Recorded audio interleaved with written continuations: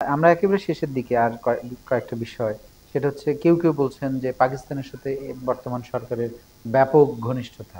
পাকিস্তানের সাথে আমরা তো প্রফেসর ইউনূসের আমি একটু আগেই বললাম যে আমরা সার্কে রিভাইভাল চাই। সার্কভুক্ত প্রত্যেকটা দেশের সাথে আমরা ভালো সম্পর্ক চাই, সেটা শ্রীলঙ্কা হোক, নেপাল হোক, ভুটান হোক, এটা মালদ্বীপ হোক। এদের সমস্ত লিডারের সাথে প্রফেসর ইউনূস মিট করেছেন, পাকিস্তানের সাথেও মিট হয়েছে। পাকিস্তানের সাথে আগের গভর্নমেন্ট একটা বৈরী সম্পর্ক তৈরি করেছিল। আমরা কারোর সাথে বৈরী সম্পর্ক তৈরি, আমরা নর্মাল একটা সম্পর্ক করতে চাই।